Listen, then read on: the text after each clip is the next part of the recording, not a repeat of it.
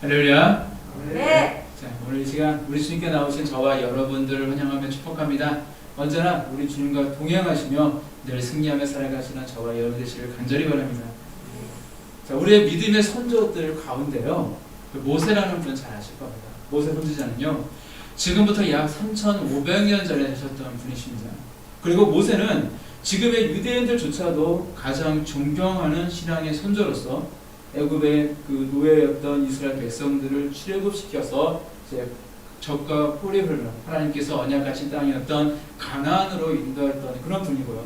또 하나님의 지팡이를 들고 홍해를 가르셨고, 또한 바위를 쳐서 물이 나오게 했고, 또 하나님의 산인 호렙산에서 십계명을 받기도 했던 그런 분입니다. 또한 그분은요, 또 하나님께 명령으로 정말 교회의 지금의 교회의 원형이 되어지는 성막이 회막을 또 지었던 그런 분이기도 합니다. 자, 그 외에도 이제 모세가 행했던 놀라운 기적들이, 그 업적들이 참으로 많이 있습니다. 그래서 오늘날까지 수많은 그리스도인들에게 좋은 영향력을 주고 있는 신앙의 큰 인물 중에 한 분이 바로 모세입니다.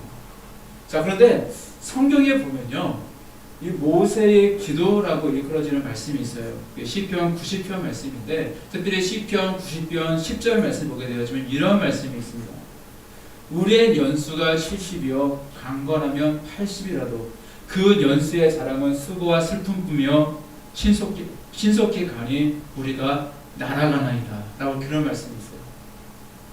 늘 하나님과 동행하며 살았던, 그리고 하나님께 가장 인정받았다고 할 수 있는 바로 모세의 선지자도요, 인생이 이렇게 참으로 빨리 지나간다고 느꼈더라는 것입니다.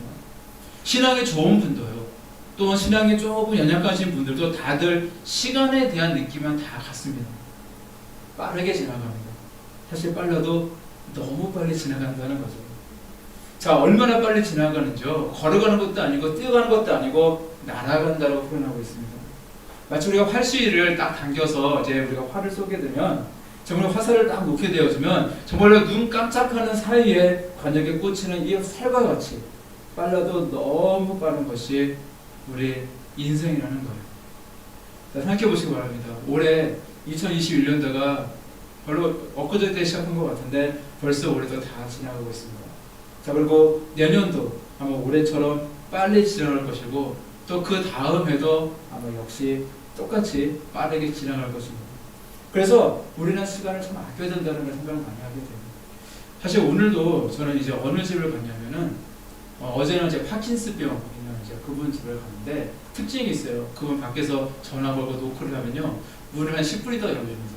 왜 10분이 더 열어주냐면, 침대에서요 내려오셔서 그 다음에 옆에 벽을 짓고 막 그렇게 막 거의 기어다니고 해서 문까지 나오는데 진짜 한 5분 이상, 거의 체감 시간은 더 길게 한참 기다려야지 문을 열으시는 분이에요. 이게 파킨슨병 때문에 좀 몸도 굉장히 하얗게지시고 연약하신 분인데, 뭐 그런 분도 있고, 정말 어떤 분은요, 오늘 갔던 분은 이제 어떤 할머니신데, 다들 그래요. 그 할머니든 할아버지든 연세가 드시면서 가장 필요한 게 뭐냐면, 이제 뭔가 벽을 짚고 지나가야 되고, 자기 두 다리로 정말로 걸어다니기 힘들기 때문에, 그래서 안전바도 만들어 드리고, 그런 일들만 하고 있는데, 그리고 뭐 문 같은 경우에도 휠체어가 들어가야 되니까, 이제 문도 이제 슬라이드 도어 같은 걸 바꿔주고, 뭐 그런 일도 좀 제가 하고 있습니다. 근데 그분들을 보면서 오늘은 문득 이런 생각이 들더라고요. 내가 저분을 또 볼 수 있을까? 지금은 그래도 좀 살아계시니까 볼 수 있는데, 내가 다음에 또 저분들을 볼 수 있을까? 라는 생각이 얼핏 들더라고요. 그만큼 우리의 인생은 빠르고요, 저도 역시 그렇게 늙을 때가 오게 되어진다는 것입니다. 그래서 우리는 참 세월을 아껴야 됩니다. 흘러가는 시간이 정말 아깝지 않도록 의미 있고 보람 있고 가치 있게 우리는 살아가야 될 줄로 믿습니다. 자, 우리가 살아가고 있는 이 나라만 보더라도요, 그 아끼려고 노력하는 모습들이 많이 있거든요. 특별히 낭비되는 에너지가 엄청 많다고 그래요. 지금도 낭비되는 에너지가 너무 많다고 보니까, 지금까지 정부에서도요, 이 낭비되는 에너지를 자, 어떻게 하면 줄일 수 있을까라고 이제 고민하고요. 그래서 여러 가지 이제 조항들을 만들어서, 정책들을 만들어서 이제 그것을 지키게 하고 시행하고 있는 모습을 많이 보게 돼요. 제가 대표 중에 어떤 건축에서 보게 되더라도요, 방 하나를 우리가 난방하는데 아니면 이제 냉방을 하는데 있어서 많은 에너지가 필요하잖아요. 뭐 기름 한 방울 나오지 않는 우리나라에서 이제 난방하기 위해서 뭐 도시가스를 쓰기도 하고 아니면 전기를 쓰기도 하고 해서 이제 난방을 하는 경우도 있고요. 좀 이렇게 우리가 굉장히 많은 에너지를 가지고 소비하면서 집에 난방을 유지하게 되니까 자, 어떻게 하면 보다 이 에너지를 낭비하지 않을 수 있을까라는 것을 생각하다 보니까 정책적으로 시행했던 사업들이 사실 많이 있습니다. 예로 이제 건물에 난방을 유지하기 위해서 이제 건물을 지을 때부터 시작해서 그 벽에 단열재를 쓰는데 뭐 15cm 이상을 써라든지 뭐 어떤 뭐 성능을 가진 걸 써야 된다 하면서 뭐 압출법을 써라 뭐 비두부를 써라 하면서 여러 가지로 굉장히 조항들을 가져서 이제 규정들을 많이 정해놓은 것을 보게 되어죠. 그러니까 전기만 보더라도요. 그 발전소 많잖아요. 굉장히 발전소가 많은데 뭐 화력 발전소도 있고요. 그리고 수력 발전소, 원자력 발전소, 뭐 조력 발전소, 풍력 발전소, 요즘은 태양열을 가지고 발전도 하는 것도 많이 있습니다. 근데 이렇게 발전소에서 전기를 쉬지 않고 생산하고 있는데 이 전기를 아끼기 위해서 이제 정책적으로 누진세를 막 과하게 정해가지고 이제 얼마 이상을 쓰면 막 전기세를 막 올라가게 해가지고 전기를 좀 낭비하면서 쓰는 것을 이제 방지하고자 하는 모습도 있고요. 특히 이제 전기를 이야기하다 보니까 전기가 특히 두 가지 종류가 있어요. 뭐냐면 직류전기, 교류전기라는 것이 있는데 쉽게 얘기해서 직류전기는 건전지를 생각하시면 됩니다. 그래서 플러스가 있고 마이너스가 있는 그 직류전기가 있고 또 이제 교류전기라는 것이 있는데 교류는 뭐 마이너스 플러스 개념이 없고요. 그냥 한 선은 그냥 살아있는 선, 활선, 하나는 선은 그냥 전기가 안 통하는 선, 중성선에서 이렇게 개념 갖고 있는 전기인데 쉽게 얘기해서 우리가 쓰는 건전지는요 직류전기고요. 그리고 우리가 가정에서 쓰고 있는 220V짜리 저런 전기는 이제 교류전기입니다. 뭐 지금 뭐 과학 시간은 아니니까 뭐 저희가 더 이상 말씀드릴 필요는 없을 것 같은데 하지만 에너지 효율만 볼 때요. 그 가정전기, 우리가 가장 많이 쓰는 이 가정전기의 이런 교류전기 같은 경우에 특징이 뭐냐면 이 교류전기는요 저장을 할 수가 없습니다. 그런 특징을 가지고 있어요. 뭐 교류전기를 뭐 컴퓨터 같은 그런 뭐 장치를 통해서 이제 직류전기를 만들어서 그래서 저장할 수는 있어요. 하지만 그것은요 뭐 특수한 경우이고 이 교류전기 자체는요 발전소에서 딱 만들어지면요 쓰지 않으면 바로 다 사라져 버리는 것이 바로 교류전기입니다. 그래서 정부는요 어떤 정책을 폈냐면 밤이 되면 이 전기를 사용하는 양이 많이 줄어들잖아요. 그러면은 이 남는 전기를 이렇게 활용하는 방안을 내놓은 적도 있습니다. 그 대표적인 것이 한때 인기 있었던 뭐 심야 뭐 전기보일러 뭐 그런 사업을 했던 것이 바로 그런 이유예요. 그러니까 밤이 되면 이제 전기를 사용하는 양이 뚝 떨어지니까 근데 여전히 발전소에서는 계속 전기를 이제 만들고 있다 보니까 그 생산한 전기는 사용해 보지도 못하고 다 사라져 버리는 겁니다. 그래서 밤에 사용하는 전기세를 많이 낮추어서 그 전기를 이제 활용하자라고 해서 뭐 이제 심야 전기를 하는 것을 이제 심야 전기 이제 보일러도 하고 뭐 그런 이제 사업을 추진했던 적이 있습니다. 근데 뭐 지금은 뭐 심야 전기가 그렇게 뭐 싸지 않다, 비싸다고 해서 마치 이제 실패해버린 당시 이제 심야 전기 했던 분들이 많이 후회도 하고 뭐 그런 지경에 이르긴 했지만은 국가에서도 이게 덧없이 없어지는 것을 막기 위해서 이러한 노력도 했다라는 거죠. 이처럼 그냥 의미 없이 사라져버리고 소모되어 버리는 것은 사실 너무 아까운 것입니다. 그것이 에너지이든 우리 인생에서 간에 그냥 사용해 보지도 못하고 그냥 사라져 버린다면 얼마나 아깝겠어요. 하물며 우리 인생도요. 그냥 아무것도 안 하고 그냥 덧없이 흘러가 버린다면 정말로 아깝지 않겠습니까? 우리 인생도요. 말이 교류전기처럼 저장이 되지 않거든요. 내가 젊었을 때 우리가 많이 우리 그 인생을 많이 저장해 놨다가 시간을 저장해 놨다가 나이가 들어서 필요할 때마다 꺼낼 수 있다고 얼마나 좋겠습니까? 그런데 우리 인생은요 그냥 살과 같이 빠르게 훅 지나갈 뿐이지 이미 지나간 세월은요 안타깝게도 그냥 사라져버립니다. 돌이킬 수가 없는 것입니다.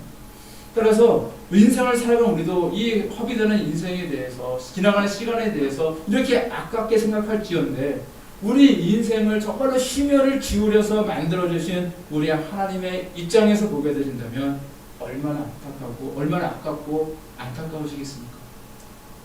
그래서 여러분 세월을 아끼시기 바랍니다. 너무 헛된 세상에 빠져 살지 마시고요. 우리 하나님께 나오시고 보다 가치 있고 의미 있고 보람 있고 행복한 삶을 살아가시는 저와 여러분 되시길 간절히 바랍니다. 자 그렇다면 이 짧은 인생을 살면서 우리가 어떻게 하면 좀 더 가치 있고 승리하는 인생을 살아갈 수 있을까요? 오늘 보신 이 성경 말씀에서 사도 바울은요, 오늘 이 말씀을, 본문 말씀을 통해서 우리가 어떻게 하면 이 짧은 인생을 보다 잘 살 수 있고, 보다 의미 있고, 보다 가치 있고, 정말 보다 승리하며 살아갈 수 있을까라는 그런 비결에 대해서 우리에게 가르쳐 주고 있다라고 우리 이야기할 수 있습니다. 오늘 본문 말씀 13절에 이렇게 말씀하고 있습니다. 형제들아, 나는 아직 내가 잡은 줄로 여기지 아니하고 오직 한 일, 즉 뒤에 있는 것은 잊어버리고 앞에 있는 것을 잡으려고 라고 말씀하고 있어요. 이 짧은 말씀이지만 여기 굉장히 많은 것이 담겨져 있거든요. 어떻게 우리 짧은 인생 가운데 승리할 수 있냐면 과거의 것에, 정말로 뒤에 있는 것에 우리는 매여있지 말아야 된다는 겁니다. 과거의 것은요, 사실은 중요하지 않다는 거예요. 잊어버려야 된다는 거예요. 나를 억울하게 했던 사람들도 있고요. 어떤 상황들, 과거에 내가 정말 잘 살았다고 누렸던 것도 있을 것이고, 또 기타 등등 많은 것이 우리 인생 가운데 흘러갔던 세월 가운데 우리가 과거의 것들이 있을 것인데, 사실은요, 우리 하나님이 보시기에 그것은 별로 중요하지 않다는 것입니다. 과거에 내가 얼마나 많은 재물을 가지고 있다 한들, 과거에 내가 얼마나 출세의 길을 갔다고 한들, 내가 또 속여 과거에 어떤 죄악 가운데 있었다고 한들, 과거의 것은 우리 주님 보시기에 중요하지 않습니다. 우리 주님 보신 것은 바로 지금의 우리의 모습, 현재라는 사실입니다. 그래서 과거로부터의 자유, 이것은 바로 승리의 비결입니다. 자, 모든 인생은요, 자신이 걸어왔던 그 과거의 경험과 환경이라고 하는 올무에 잡혀 있습니다. 이건 저도 마찬가지일 거예요. 결손 가정에서 자라난 그런 사람은요, 그 결손 가정이라고 하는 그런 어떤 구조로부터 받은 상처가 있거든요. 그것을 마치 운명처럼 평생 짊어지고 산다고 하는 것이 현대 심리학에서 이야기하는 공통적으로 말하고 있는 그런 진리예요. 과거의 부모님을 바라보면서, 야, 나는 절대 저지 말아야겠다. 나는 어른이 되면 엄마 아빠처럼 살지 않을 거야. 라고 정말 주먹을 불끈 쥐며 각오를 했지만, 어느새 내 몸에 체득되었는지 나도 모르게 내가 어른이 되어서 내 부모와 똑같은 모습으로 닮아가는 그런 모습이 우리 가운데 있는 것이 바로 우리의 인생의 모습이라는 것입니다.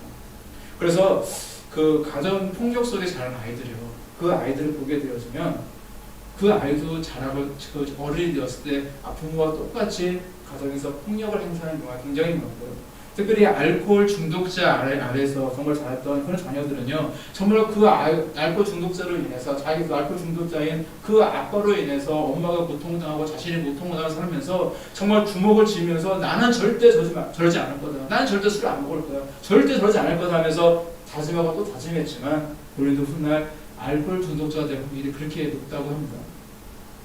사도 바울은요, 이렇게 현대 심리학이 수십 권의 그 책을 통해서 증거하고는 이런 진리에 대한 해답을 아주 단순하고 간단하게 말씀하고 있습니다. 바로 뒤의 것은 잊어버리는 것입니다. 과거에 내가 잘하는 것이든 잘못한 것이든 후회되는 일이든 아니면 그 가정에 내려오는 그런 쓴뿌리든 간에 정말 그것을 다 잊어버려야 한다는 것입니다.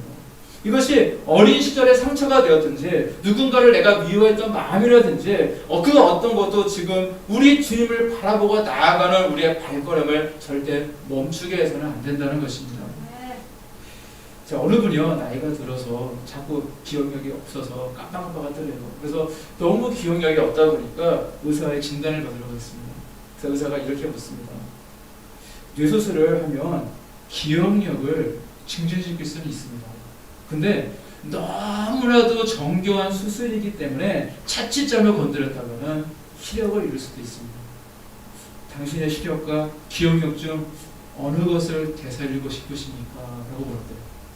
그랬더니 그분에서 조금 생각하다가 저는 시력을 원합니다. 저는 걸어온 길을 잊지 않고 회상하며 살기보다는 앞으로 갈 길을 내 두 눈으로 바라보며 살기를 원합니다. 이렇게 이야기를 했다고 합니다. 사실 그렇잖아요.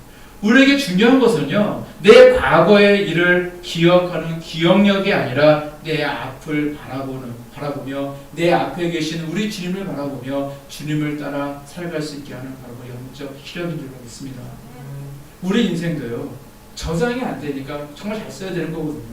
따라서 우리의 짧은 인생 동안 정말로 중요한 것에 우리의 인생의 그 에너지와 열정을 다 쏟아도 인생이 짧은데 엉뚱하게 정말 과거의 것에 집착하고 과거 일을 떠올리면서 그저 후회로 정말 얼룩진 그런 인생을 살아간다면 그것보다 어리석은 모습은 사실 없을 것입니다. 자, 우리에게 소중한 것은 기억력이 아니라 시력입니다. 내 앞을 바라봐야 됩니다. 내 앞에 계신 우리 주님을 바라보시고요. 우리에게 꿈을 주시고 비전을 주시는 우리 주님을 바라보며 나아가시는 저와 여러분들 되시기를 간절히 바랍니다. 당신의 꿈을 이루라라는 책의 저자인 윌크 델레스테이트라는 사람은 이렇게 이야기를 했습니다. 뭐라 얘기하냐면 당신의 꿈을 품은 채 죽지 말고 당신의 꿈을 위해서 죽으십시오 라는 이야기를 했대요. 다시 말씀드린다면 당신의 꿈을 품은 채 죽지 마시고 당신의 꿈을 위하여 죽으십시오. 사실 이런 각오에 산다는 것입니다. 하나님께서 보여주신 꿈이 있다면 그 꿈을 내 가슴에 품기만 하고 아무런 노력도 하지 않고 아무런 기도도 하지 않고 그냥 죽어버릴 인생이 아니라 내가 꿈이 있다면 하나님께서 나에게 주신 그런 꿈이 있다면 그 꿈을 위해서 내 목숨까지도 드릴 그런 정도의 각오가 되어 있어야 한다는 그런 말입니다.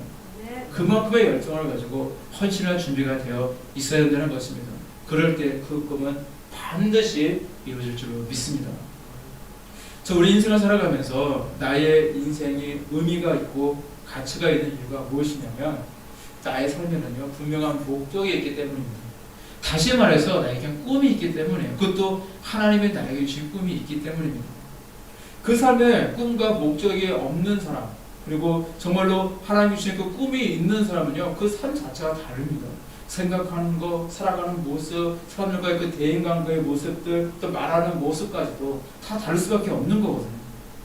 왜냐하면요, 그 마음속에 하나님께서 주신 그런 열정이 있기 때문입니다. 그래서 살아있는 의미가 생기고 소망이 생기고 같이 삶을 정말 가치 있게 살아갈 수가 있다는 것입니다. 자, 에디슨은요, 전구를 발명하기 위해서 그래서 2만 번의 실험을 계속했는데 그때 이런 얘기를 했어요. 실패는 성공의 어머니라는 그런 유명한 말을 남겼다고 하죠.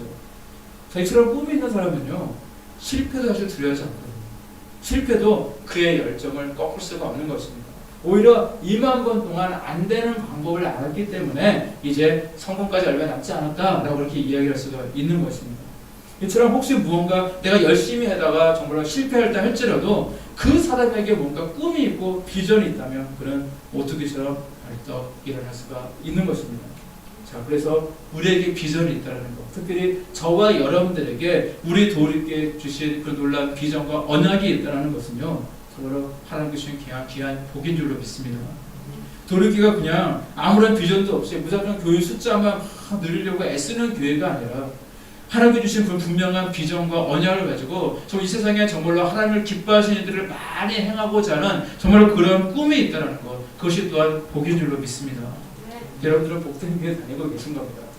비전이 있기 때문에 정말로 우리 사역에 분명한 목적과 이유가 있기 때문에 우리는 절대 포기하지도 절망하지도 않을 수 있게 되는 것입니다. 자, 오래된 이야기인데요. 2005년도에 있었던 일입니다. 제가 이제 그 해에 이제 도리교회 부임을 하게 되었어요. 그래서 도리교회 부임하고 나서 이제 어느 날 이제 꿈을 꾸었습니다. 꿈속에서 저는 하나님의 음성을 듣게 되었어요. 하나님의 꿈속에서 저에게 오시더니 대뜸하시는 말씀이 뭐냐면 제가 이제 감신학대학교를 다녔는데 그때 감리교신학대학교 다녔을 때 저도 도서관에 좀 많이 있었거든요. 공부를 열심히 했던 그런 학생 중에 한 명이었는데 저 같이 공부하면서 친했던 친구가 있었습니다. 근데 그 친구의 이름을 쭉 얘기하시는 거예요. 만무게 말씀하시면서 이 친구라면 도리 비전을 감당할 수 있겠느냐라고 부르시더라고요. 제가 기억하는 그 친구는요 공부를 꽤 잘하는 친구였어요. 그리고 똑똑한 친구였고 당시에 전라남도 진도에서 목회를 하고 있던 친구였었는데 늘 이제 맡은 일이 있으면 이렇게 타라고 하는 그런 총무도 했고 그래서 좀 굉장히 성실하게 자기가 맡은 일만큼은 성실하게 잘 감당했고 또 공부도 열심히 했던 그런 친구였습니다. 근데 하나님께서 갑작스러운 이 질문에 사실 제가 아무 대답도 못하고 머뭇거리고 있었거든요. 하나님께서 그때 대뜸 이렇게 말씀하시더라고요. 할 수 없답니다. 그리고 또 부르십니다. 그러면 너는 감당할 수 있겠니? 라고 하시더라고요. 너는 감당할 수 있겠느냐? 이 도리 비전을 너는 감당할 수 있겠느냐? 라고 저에게 물으시는 거예요. 그때 진짜 꿈속에 저 5만 가지 생각이 다 들더라고요. 감당할 수 있겠다라고 이야기를 하면 교만한 거. 감당할 수 없을 것 같다 이러면 하나님께서 부르셔서 온 건데 믿음이 없는 거고 엄마 생각이 막 들어서 또 머뭇머뭇하면서 대답하지 못하고 있었는데 하나님께서 이렇게 말씀하십니다. 감당할 수 있단다. 내가 너를 택하였노라. 그렇게 그런 음성을 들었습니다. 자, 그 당시에 우리 하나님의 그 말씀, 저에게 주신 말씀이지만 그건 지금까지도 저에게 힘이 되어집니다. 하나님이 택하셨다는 것이 중요하다는 거예요. 여기 계신 저와 여러분들 모두 마찬가지입니다. 우리 눈에는 보이지 않을지 모르지만 우리 하나님께서 택해 주셔서 바로 이곳에서 함께 예배 드리고 있다는 사실을 믿으시기를 바랍니다. 그러면 우리는 할 수 있는 거예요. 사실 세상에는요, 저 지용천 저 목사보다 똑똑한 사람들 많고요. 그리고 잘난 사람들도 많고요. 그리고 더 멋지게 생긴 사람들도 사실 이 땅에 정말 많이 있거든요. 그러나 이 도리 비전은요, 그 잘난 사람들이 비전이 아니에요. 바로 저의 비전이고 여러분들의 비전입니다. 왜냐하면 하나님께서 택해 주셨기 때문입니다. 여러분들도요, 우리 도리교회 그 비전의 주인공으로 택해 주셨다는 사실을 믿으시고 우리 주님을 바라보며 나아가시기를 바랍니다. 그러면 우리 하나님께서는요, 그 약속하신 그대로 반드시 성취하시고 반드시 놀라운 은혜로 부어주실 줄로 믿습니다. 자, 그리고 그 당시 그 비슷한 시기에 그 저희 아내 고영화 사람도 이런 꿈을 꿨습니다. 뭐냐면 저희 집이 무슨 가게를 차렸어요. 조그만 가게를 차려서 그 가게에서 이제 그곳에서 이제 판매되는 그 수익을 가지고 정말로 근근히 살아가고 있었는데, 근데 그 가게를 하면서 이렇게 목회를 하고 있는 상황인가 봐요. 그래서 그 어느 가정을 이제 신방을 가야 돼서 이제 잠깐 이제 가게를 이제 비워두고 잠시 둘이서 이제 신방을 갔다 왔습니다. 갔다가 왔는데 사람들이요, 몇 명의 이분들이 가게에 있는 짐들을 다 빼가고 있는 거예요. 그래서 가게 부분들이 하나도 없는 겁니다. 뭔가 그 물건들이 있어야지 뭔가 이윤을 남기고 뭐 근근히 먹고 살 수 있는데 그 짐들을 뭐 어디론가 다 빼가고 없는 거예요. 그러니까 너무 황당하더라고요. 그 모습을 보고 되니까 이제 앞으로 지금 어떻게 살아가야 되나, 이것마저 없으면 앞으로 어떻게 입에 풀칠하고 살아가야 되나 그런 생각이 들면서 굉장히 황당하더라고요. 그때 예수님이요, 우리 고아의 목사님 모습으로 딱 오시더라고요. 그래서 그 예수님과 아내와 제가 이렇게 테이블 안에 딱 앉아 있었는데 그때 이렇게 말씀하셨습니다. 아무리 어렵고 힘들고 지칠지라도 이 일을 감당해라. 하나님이 어떻게 채우시는지 보게 되리라. 라는 그런 언약을 해주셨습니다. 자, 이것은 저희 가정을 향한 주님의 언약이었어요. 이제 앞으로 이제 아무리 어렵고 힘들고 지칠지라도 이 일 도리교회에서 이 목회 사역을 잘 감당하라라고 하시는 하나님의 말씀이었습니다. 그러면 앞으로 우리 주님이 어떻게 채우시는지를 네가 두 눈으로 반드시 보게 되리라라는 분명한 언약이었던 것입니다. 자, 그리고 이제 10여 년의 세월이 흘렀어요. 자, 저희 안에 꿈에서 말씀하셨던 그 말씀을 붙잡고 지금도 사실 기도하고 있거든요. 사실 그 당시 30대 초반이잖아요. 30대 초반에 다시 어린 나이인데 사실 그 당시에 정말로 군대에 빨리 올 줄 알았습니다. 왜냐하면 교회가 막 붐하고 있었거든요. 정말로 군대에 빨리 올 줄 알았는데 그러나 하나님의 약속은 절대 쉬운 게 아니더라고요. 빨리 오지 않았습니다. 자, 그 꿈꾼 이후로 이제 시간은 계속 흘러갔습니다. 그리고 자, 그 시간은 절대 쉽지 않은 시간이었던 것 같아요. 제 아이들이요, 컸어요.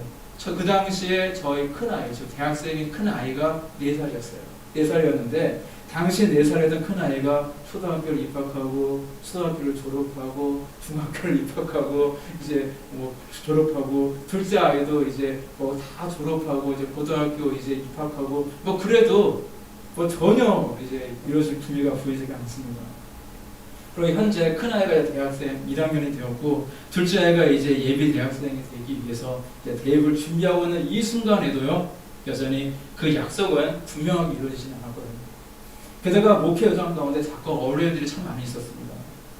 정말 위에서 중보가 되었던 많은 교인들이 있었어요. 근데 그 교인들이요, 이 이유 저 이유로 이제 막 되면서 교회를 떠나는 일이 생기게 되고, 그러한 일들이 생길 때마다 이제 다른 교인들을 위해서 이제 기도하는 걸 더 싫어지게 되더라고요. 왜냐하면 이분들 위해서 열심히 기도했는데 교회를 떠나버리면 굉장히 허무함이 느껴지는 거예요. 내가 그동안 이분들을 위해서 왜 기도했던가 생각이 들고, 그러면서 굉장히 하나님한테 그거 가지고 따졌던 그런 기억도 있습니다. 왜냐하면 아무리 기도하고 아무리 목회를 열심히 해도 열매가 없기 때문이거든요. 여러분들도 뭔가 내가 직장에서 일을 하거나 뭔가 열심히 했을 때 정말 그 대가로 월급을 받거나 아니면 뭔가 내가 얻는 게 있으면 뭐 힘이 나잖아요. 그것 때문에 할 수 있는데 아무리 열심히 해도 뭔가 소득이 없고 마치 뭐 밑빠진 독자로 물을 열심히 부어도 그냥 아무것도 남지 않은 그런 모습이라면 여러분들은 어떻게 이걸 감당할 수 있겠습니까? 사실 지금껏 그런 마음들이 굉장히 많이 있었습니다. 자, 그래서 이제 더 기도했는데 이제 몸도 마음도 지쳐가고 그래서 그럴수록 저는 하나님의 오히려 내가 마음이 지쳐가니까 하나님의 응답의 때가 갖고 왔을 것이다 라고 믿으면서 하나님의 약속을 붙들고 기도해 왔던 겁니다. 자, 그런데 물론 그동안 하나님께서 그냥 내버려 두신 건 아니에요. 과거에 오랜 가뭄 가운데 까마귀를 통해서 엘리야를 먹으셨던 그 모습처럼요, 이 모양 저 모양으로 이제 저희 가정을 먹이시고 인도해 주셨기에 지금까지 올 수 있었던 것입니다.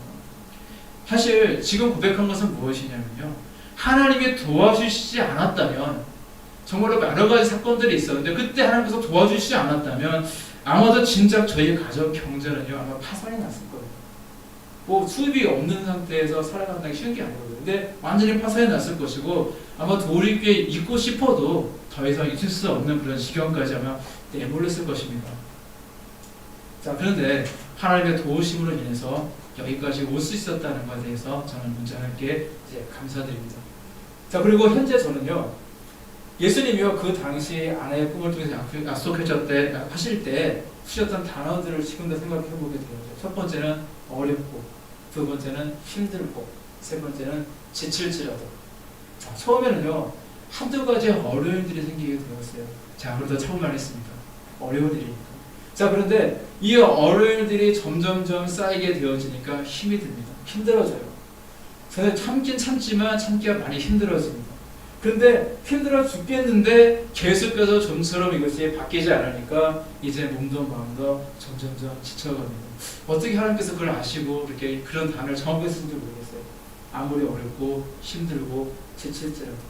자, 세월의 장사가 없다고요. 나이가 점점 들어가고 내일 모레 50도 되고 그러다 보니까 또 게다가 스트레스도 있잖아요. 저도 직장도 있다 보니까 다른 데 있다 보니까 거기서 받은 스트레스가 굉장히 많은데 근데 몸도 여기도 저기도 사실 망가지기 시작했고 지치니까 야, 좀 다 놓고 그냥 떠났으면 좋겠다. 그냥 나도 고향에서 농사짓는 살았으면 좋겠다. 부모님도 나이가 어느 정도 많으시는데 막 그런 생각도 들면서 이렇게 마음이 많이 지쳤구나라는 그런 생각도 많이 들게 되더라고요.